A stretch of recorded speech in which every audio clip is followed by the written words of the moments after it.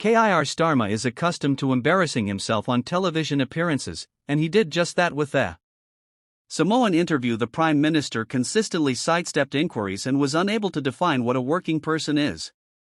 The interview went horribly wrong, and as usual, he has since faced criticism. Reform has now started a vicious attack. In today's video, we will go over all of this while also reviewing the most recent news from across the nation, but before, hit the like button. Additionally, join our rapidly expanding channel by subscribing.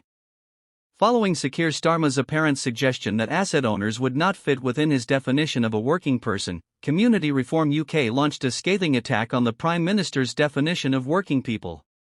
Downing Street subsequently clarified that individuals with modest savings in stocks and shares are still considered working people.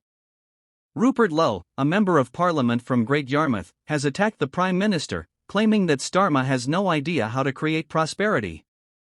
The MP for Change posted on social media.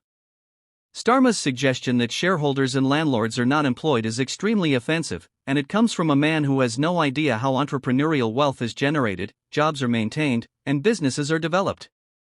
His haughtiness is astounding, and the government has been repeatedly asked to define the term in an effort to establish which taxes might increase in the budget next week as Chancellor Rachel Reeves attempts to close what she refers to as the £22 billion black hole in public finances. James Murray, the former Chair Secretary to the Treasury, told Sky News that a working person is someone who works and receives their income from their job. He also asked if a working person could also receive income from shares or property. He added that we're talking about where people get their money from, and so working people get their money from going out to work, and it's that money that we're talking about in terms of those commitments we made around income tax and national insurance.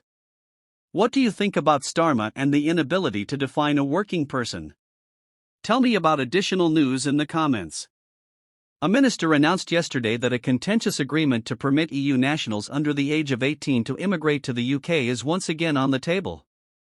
Echoes the pre-Brexit free movement deal that permitted young Europeans to go to Britain for 4 years to work or study, bringing their families along. Nick. Although he ruled out a return to freedom of movement, Thomas Simons, the Paymaster General, stated yesterday that he would examine EU proposals that include the Youth Mobility Programme. According to analysts, the plan might be used as leverage in more extensive talks about trade or security. His remarks follow calls for a reset with the EU and tighter cooperation from Keir Starmer, an ardent Remainer and second referendum advocate who has kept quiet about the plan. Even though Labour rejected the idea during the election campaign, prominent Labour politicians like Sadiq Khan and Stella Cray have campaigned for it. Critics say it could be the start of a slippery slope towards restoring freedom of movement reform, but it is likely that such a move would play well with large swaths of their remaining V and pro base. MP Richard Tye criticised the idea on X this morning, saying that Labour has now acknowledged plans for free migration of EU youth, which would lead to further wage suppression, increased rents, and pressure on hospitals and GPS. The plan that would grant young Britons the same opportunities to study or work in the EU may be implemented as soon as the EU publishes draft plans for 2025 and the 27 member states have had a chance to review them. The announcement of the programme's potential reinstatement comes as immigration is a hot topic in Britain, especially given the growing number of new arrivals and the strain on public services.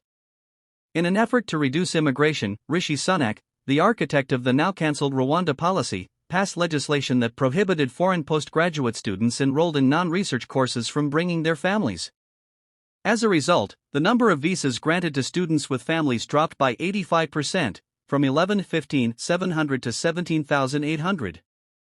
Last but not least, Queen Camilla revealed a little-known fact about her relationship with King Charles after previously voicing health concerns about protecting the monarch. At the CHCHOM Women's Forum side event held earlier today at the Tanauatu Satala Hotel, Camilla mentioned a Samoan legend in which men and women competed to thatch the chief's house roof. She said that although they started at the same time, the women finished their side first because they had worked through the night while the men slept. She also mentioned her husband, King Charles, as one whose husband frequently toils into the small hours after my head is on the pillow.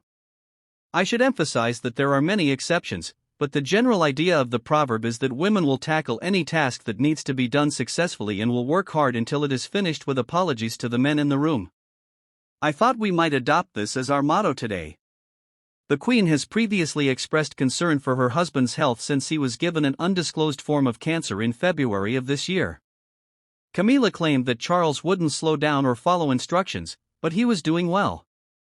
The King and Queen, currently visiting Apia in Samoa, flew into the county on Wednesday after their 6-day royal tour of Australia. During the royal tour of Australia and Samoa, the monarch has paused his cancer treatment until he returns in the UK on October 26. The tour is Charles's 17th visit to Australia, but his first since his coronation in May last year on the shortened 6-day visit of Sydney and Canberra, and it was said that Royal Navy doctors were never more than a few paces away from the King. The doctors accompanying the royals carried medical equipment including a mobile defibrillator and emergency medicine in case of emergency before the tour, the palace said, in close consultation with the Australian and New Zealand Prime Ministers and with due regard for the pressures of time and logistics. It has been agreed to limit the visit to Samoa and Australia only. The King gave his first speech at CHUM since becoming head of the Commonwealth, in which he discussed world peace, Britain's past and climate change. He also acknowledged his mother, Queen Elizabeth II, who died in 2022, and his grandfather, King George V for their dedication to the Commonwealth and its prosperity. Please share your ideas in the comments section below regarding the topics we covered in today's video.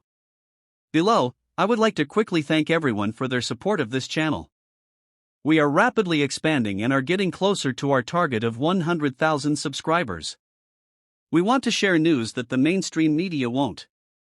If you haven't already, please like this video and subscribe to the channel for more British content.